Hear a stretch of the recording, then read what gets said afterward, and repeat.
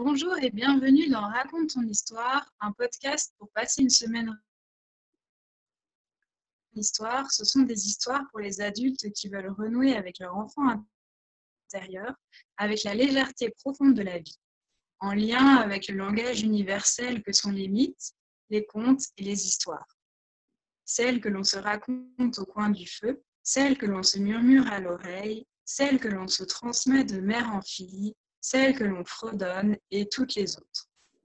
Ces récits qui nous offrent des clés de compréhension et deviennent des sources d'inspiration. Ces mots qui nous touchent et nous mettent en mouvement.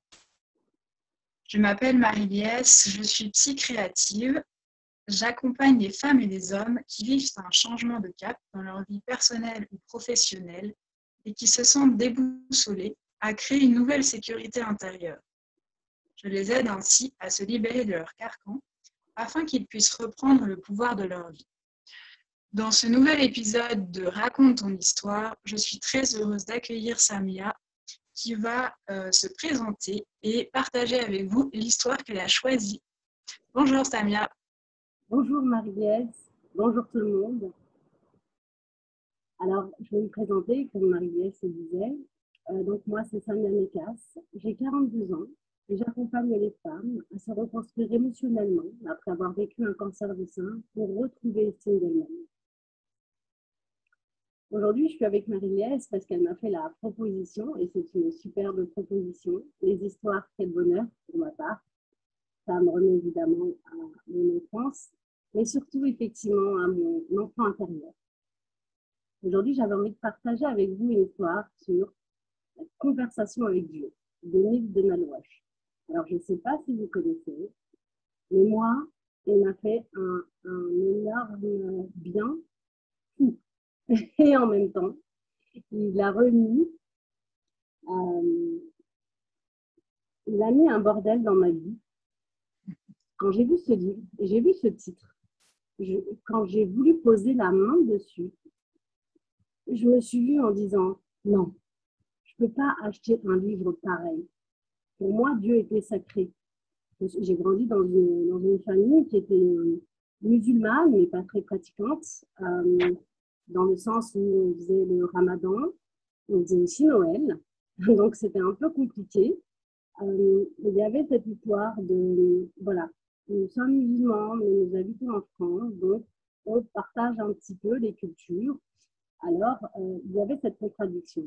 En gros, pour moi, ce que j'avais compris de Dieu, c'était tout simplement que c'était un homme avec une grande barbe et qui jugeait tous mes actes.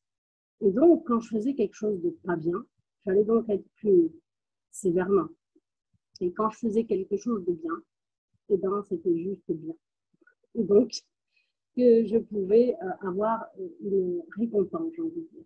Donc, moi, en fait, il me faisait très peur. Donc, Dieu, de ce que j'en voyais, ce que j'en croyais, me faisait très, très peur. Et puis, un jour, donc en 2013, juste après un cancer du sein que j'ai vécu, tout dans ma tête était différent. Tout était remis en question et j'étais en quête de moi, en quête de mes pensées, de mes vraies envies, et finalement, j'étais aussi en quête de Dieu. Et donc, je tombe, vraiment, est-ce un hasard ou pas, sur ce livre, Conversation avec Dieu. Je pose la main et je veux l'acheter, mais rien qu'avant de l'avoir acheté, il me procure des sensations et des émotions diverses. La peur, la trahison, le regard de mes parents quand je lirai ce livre. Toutes ces idées, en fait, qui m'ont traversée. La peur de trahir, en fait, toute cette famille. Finalement, je l'achète. Et je me plonge dedans. C'est vraiment se plonger dedans, en fait. J'ai commencé à lire les premières lignes, mais au départ, c'était vraiment avec, comme si ça me faisait vraiment, enfin, c'était vraiment quelque chose de bizarre à l'intérieur de moi. Je réveillais quelque chose et en même temps, je découvrais quelque chose en moi. C'est-à-dire que quand j'ai pris ce livre, j'ai commencé à lire. Et là, je me suis aventurée sur un terrain que je ne connaissais pas, l'ouverture. Les premiers mots, les premières lettres, les premières phrases m'ont amené finalement à un questionnement énorme. Comment, moi, finalement, je voyais Dieu sans avoir le regard de quiconque posé sur moi. En gros, la question c'était, s'il n'y avait personne, finalement, comment moi je voyais Dieu. Et voilà, c'est là que j'ai découvert finalement que déjà je pouvais laisser tomber toutes les croyances familiales et que j'avais décidé de créer finalement mon Dieu à travers ce mot existant. Dieu, selon les religions, les coutumes, les cultures, ne s'appelle pas forcément que Dieu. Il peut y avoir des dieux, des déesses, plein d'autres choses. En tout cas, Dieu porte énormément de noms selon qui on est. Et donc pour moi, Dieu était signe de religion et musulmane. Il ne pouvait pas connaître autrement jusqu'à la découverte de ce livre. Et finalement, pour moi, j'avais décidé de croire en Dieu, mais pas dans ce Dieu-là. Ça m'a permis vraiment de me construire moi en interne, mais de me construire moi dans la vie. Ça veut dire que finalement, en prenant cette décision de lire ce livre finalement, je ne sais pas de quoi j'avais le plus peur finalement, de découvrir des choses incroyables ou de ne pas oser aller dans cette découverte. En tout cas, toute l'émotion que je ressentais m'amenait quand même à lire ce livre. Et ce livre, pour moi, quand je l'ai refermé, à la fin de toutes ces pages, de toutes ces tomes en fait, ça a été comme une révélation et une décision que j'ai prise pour le restant de ma vie, en tout cas en 2013. Et j'avais décidé effectivement que moi, je mettrais un autre visage sur Dieu, je mettrais des autres concepts, préceptes, idées, et que finalement, j'allais avancer main dans la main avec Dieu. Et ça, c'était la première fois que ça m'arrivait, puisque avant ça, en fait, j'étais en contradiction. Je ne savais pas trop qui était Dieu, ce qu'il me voulait, pourquoi j'étais là, pourquoi je vivais autant de misère, et ainsi de suite. Donc, je remettais toutes les responsabilités. Alors que là, finalement, avec ce cheminement, Dieu et moi, nous avançons ensemble. Je pose des questions, il me répond à travers pas mal de biais. Quand je me sens seule, finalement, je ne me sens plus si seule, puisque je lui explique un petit peu tout ce qui m'arrive. Je me suis permise aussi de pouvoir m'aimer, de pouvoir l'aimer à travers la vision que j'en avais, puisque ça devenait finalement entre lui et moi une histoire d'amour. Très intense, très fusionnelle. Aujourd'hui, je sais que chaque pas que je fais, en tout cas, c'est le choix que j'ai pris après ce livre, c'est-à-dire de prendre cette décision de ne plus jamais être seule, de pouvoir me faire confiance, mais lui faire confiance entièrement dans la vie. Donc voilà, c'est comme ça que j'avance aujourd'hui. Alors je sais que je sais que c'est très dur, hein, puisque évidemment, je le dis comme ça, c'est-à-dire assez simplement maintenant avec toutes ces années de recul. Sur le coup, vraiment, j'en ai eu très peur. D'ailleurs, j'ai encore des sensations, là, ça me bloque un peu à la gorge. J'en ai eu très peur, puisque vraiment, c'était le regard de ma famille, les idées que j'avais écoutées, les croyances, les recettes, j'ai envie de dire. Et je me suis dit, mais waouh, c'est une vraie trahison vraiment pour moi, ma famille. Mais qu'est-ce qu'ils vont en penser en fait? Ils pratiquent de certaines façons. Vous savez, toutes ces normalités, j'ai envie de dire, pour les musulmans, et puis ne pas manger porc, faire le ramadan, faire des prières. Et moi, je n'étais pas du tout en phase avec ça. Mais je savais qu'il y avait quelque chose au-dessus de moi qui était bien plus grand, mais je savais aussi que ce n'était pas celui-là qui fonctionnait avec moi. Et ça m'a vraiment, j'ai eu des moments très douloureux, difficiles, de pleurs, de rejet. Ça a été compliqué. Alors quand je le dis, bien évidemment, c'est pas si simple. C'est vraiment très complexe puisque ça relève quand même pas mal de choses, des croyances qu'on a vraiment vécues, des émotions, des peurs. Donc ça soulève tout ça. Donc c'est pas évident. Mais moi, en tout cas, je sais qu'après ça, plus jamais, j'ai vécu la même façon. Mes pensées n'étaient plus du tout les mêmes et j'en suis vraiment très très contente parce que comparé, j'ai envie de dire, à tout ce que je vivais avant, mais grâce à cette découverte en fait et à cette confirmation en fait que j'avais envie d'avancer comme ça, et bien tout a changé dans ma vie. Et je suis vraiment très très très heureuse aujourd'hui de pouvoir me dire que Dieu est toujours près de moi et même si je ne fais pas comme dans la religion dans laquelle j'ai été élevée.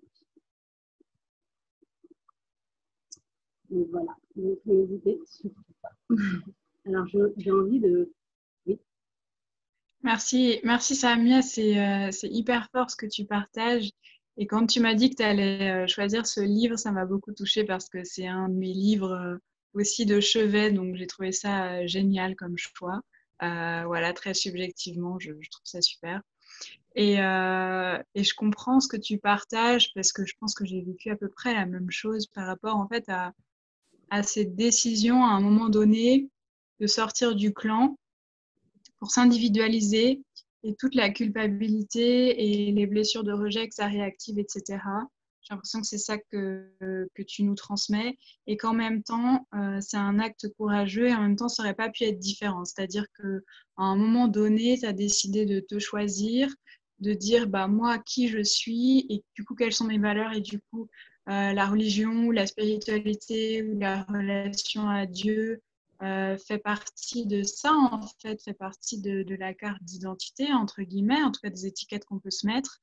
Et du coup, la relation à Dieu devient quelque chose de beaucoup plus intime, de beaucoup plus personnel, de choisi, et plus quelque chose qui nous a été en fait transmis, mais sur lequel on n'a pas du tout réfléchi. Et en fait, on continue à répéter ce qu'on nous a dit de faire, etc., sans forcément avoir de conscience. Après, ça ne veut pas dire que toutes les personnes qui pratiquent une religion n'ont pas de conscience. Ça veut dire que c'est la façon en fait dont on fait les choses et où ça vient nous toucher et qu'est-ce qu'on a envie en fait d'en faire et encore une fois à quel niveau ça nous accompagne dans notre vie quotidienne. Oui, exactement. Oui, c'est D'accord. exactement ça. Hein. C'est vraiment ça. C'est-à-dire que, en fait, à un moment donné, j'ai juste fait le choix en fait, de me dire, OK, qu'est-ce que moi je veux vraiment. Ça a été impactant et puissant pour moi. Ça a dû, effectivement, ça demande de faire des... En fait, quand on fait des choix, on oublie qu'on abandonne quelque chose. C'est-à-dire qu'on choisit quelque chose et on abandonne de l'autre côté quelque chose. Et quand on est vraiment prêt à le faire et qu'on fait vraiment avec amour, j'ai envie de dire, ce qu'on fait, vraiment, c'est cet amour intime à l'intérieur de soi. Je ne sais pas comment dire tellement c'est vraiment très fort, mais euh, on sait qu'on ne se trompe pas déjà sur le moment et on sait aussi que c'est hyper important. En fait, ça ne peut pas, comme tu l'as si bien dit, être différent. Voilà. Et le choix de le faire, c'est pas pour punir qui que ce soit, c'est pas pour défier qui que ce soit, c'est juste pour dire, mais moi c'est ok pour toi ce que tu fais, mais moi ça n'est pas forcément. Moi aujourd'hui, je suis à la recherche de moi ce que je veux et de qui je suis. Et ça a été aussi cette démarche très importante. En fait, en faisant ce choix-là, je me suis dit, ok, est-ce que je suis prête à accepter, par exemple, que ma mère ne me parle plus, que je ne sois plus invitée au dîner, aux réceptions familiales, au mariage, ou que sais-je. Ça demande vraiment un moment de dire, ok, qu'est-ce qui est le plus important pour toi maintenant? Est-ce que c'est toi dans ta vie, peu importe ce que tu vas créer plus tard, ou finalement de continuer à faire semblant, d'être en accord avec tout ce qu'on t'a donné comme croyance, et puis tu en as fait un conditionnement. Donc, est-ce que tu continues avec ça, mais du coup, tu n'existes pas, et donc tu es très mal dans ta vie, donc finalement, tu oses faire ce pas-là, qui est effectivement pas facile, mais qui devient génial en fait à force. Parce que c'est tellement fort et profond que finalement, ça ne peut être que vrai, en tout cas, c'est ta vérité à ce moment-là.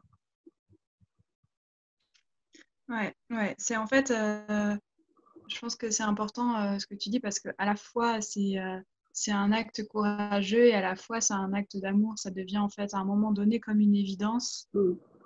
Et pour autant, une fois qu'on est passé de l'autre côté de la barrière, bah, c'est OK. Mais le moment du passage, il n'est pas évident du tout. Parce que effectivement, il y a tout ce qu'on laisse derrière soi, les incompréhensions de la famille et parfois un truc de ah mais c'est facile en fait d'abandonner. Alors que non, c'est pas du tout facile. C'est un réel choix qui demande un engagement envers soi-même qui est très fort. Et,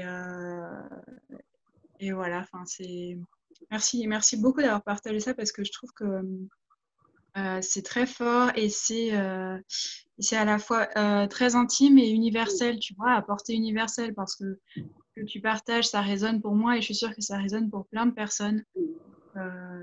C'est ça aussi qui m'intéresse à travers ce podcast, c'est que en fait nos histoires individuelles sont vraiment reliées au collectif, tu vois. Exactement. Pour conclure, Samia, ce que j'aime bien faire à la fin du podcast, c'est proposer aux auditeurs des choses concrètes qui peuvent les soutenir dans leur vie quotidienne. Parce que là, on est parti de choses assez philosophiques, spirituelles, etc., qui peuvent toucher l'âme et à la fois dans le corps, le cœur, le quotidien, on a besoin aussi de mettre des choses en place. Donc, si toi, il y a des choses qui t'ont aidé et soutenu et que tu as envie de les partager, ce serait super. Avec plaisir. Alors, je vais vous partager des choses qui ont été essentielles pour moi et justement euh, de passer en fait de religion à philosophie et spiritualité. En fait, ça a été un processus. Hein. C'est pas arrivé comme ça. Ça a été vraiment un processus et ce qui m'a vraiment aidé pour passer de ça, c'est déjà d'écrire. Dans mes écritures, en fait, j'ai acheté plein de journaux, on va dire, des journaux intimes. Alors, je faisais en enfance, mais j'adorais ça. Et là, j'avais ce journal intime. D'ailleurs, dans mon enfance, j'en ai jamais lu. Et donc, finalement, j'ai vécu peut-être ce que j'avais envie de vivre étant jeune et que je n'ai pas fait. Donc, sur mes journaux, en fait, j'écrivais essentiellement ce que je ressentais, bien sûr, mais je redéfinissais les mots. Qu'est-ce que voulait dire Dieu, finalement? Et donc, j'allais à la recherche de toutes ces définitions. Et donc, je me réappropriais les définitions qui, pour moi, me semblaient justes et qui résonnaient en moi. Ça, c'est vraiment la première des choses. Écrire, si vous aimez écrire. Vous enregistrez si vous n'aimez pas écrire. Enregistrez-vous et puis regardez-vous. Écoutez-vous. Parce que c'est important de se redéfinir les mots et de se les approprier. C'est important, ils ne résonnent pas de la même façon chez chacun. La deuxième chose, c'est se mettre en lien avec la nature. Je trouve qu'il n'y a pas plus puissant que de se mettre en lien avec la nature. Quand vous réfléchissez de trop, stoppez-vous. Allez marcher, allez dans un parc, peu importe où vous habitez, trouvez un endroit assez vert, installez-vous, retirez vos chaussures, mettez vos pieds comme ça dans cette air et sentez, voilà, sentez juste, faites appel à vos sens, respirez, regardez les couleurs, écoutez, entendez. Voilà, faites juste ça, ne pensez pas. Voilà, laissez ce vide vous envahir et vous faire voilà, vivre ces émotions qui peuvent être différentes. Et puis, j'avais aussi envie de partager une troisième chose. Je ne sais plus. Je ne sais plus cette troisième chose. Ah si, c'est une troisième chose et pour moi, elle est aussi très importante. Quand j'ai regardé ce titre, Conversation avec Dieu, tout de suite, j'ai été en opposition. Je ne voulais pas l'acheter parce que je me suis dit, oh là là, c'est trop bizarre. Finalement, je l'ai acheté et c'était merveilleux. Alors, j'ai juste un conseil. Quand le livre, vous le trouvez bizarre, vous trouvez ça vraiment tordu, ou que sais-je, eh bien, allez-y, achetez-le. Parce que moi, j'en suis sûre, vous serez beaucoup plus surpris que vous ne le croyez. Donc, allez-y. Là où ça ne va pas, allez-y. Allez-y. Vous allez découvrir peut-être des pépites incroyables. Voilà, c'est les trois choses que je voulais partager et qui me semblent évidentes. Évidentes et importantes. Merci beaucoup parce que, voilà, encore une fois, je pense que c'est des choses peut-être qu'on a déjà entendues, mais à un moment donné, ça fait tilt et on peut les mettre en place dans son quotidien. Et effectivement, ça peut soutenir cette question de l'écriture, de pouvoir mettre à distance, comme tu dis, redéfinir pour s'approprier les termes, ça c'est super important. J'en parlais ce matin justement avec cette question de, encore ce dont on a parlé tout à l'heure, mais ce qu'on reçoit, on le reçoit et on se l'approprie, mais de façon en fait pas totalement personnelle. Il y a des mots qui résonnent pas tout à fait juste pour nous, et en effet, quand on se met à les redéfinir de façon personnelle, et ben là, ça peut faire sens et être plus aligné par rapport à qui on est ou qui on veut être, qui on veut devenir. Est-ce que tu as un mot de la fin, Samia, avant qu'on termine? Merci Marie-Lise de me laisser cet espace de parole. Alors j'ai juste envie de dire vraiment, vous savez au fond de vous ce qui ne va pas. Vous ne savez pas comment le régler, mais vous savez que ça ne va pas. Alors allez-y, creusez et osez. Parce que ça, c'est quelque chose d'important. Pendant longtemps, je me suis tue en me disant, mais non, les gens ont raison, parce que c'est eux qui sont plus grands, plus je ne sais pas quoi. Mais finalement, on se rend compte qu'en fait, ils ont peut-être raison dans leur démarche. Mais dans la vôtre, elle est importante. Vous avez une vie, occupez-en, vivez-la le plus en phase avec vous-même. Voilà, c'est ça que je voudrais dire. Vraiment, oui, c'est important de vivre en phase avec soi-même. Merci encore, Samia, d'avoir répondu positivement à mon invitation, parce que ton apport est très riche, donc c'est super. Euh, on va conclure là cet épisode de Raconte ton histoire et je vous retrouve avec joie la semaine prochaine pour un nouvel épisode. En attendant, prenez soin de vous. Au revoir. Au revoir.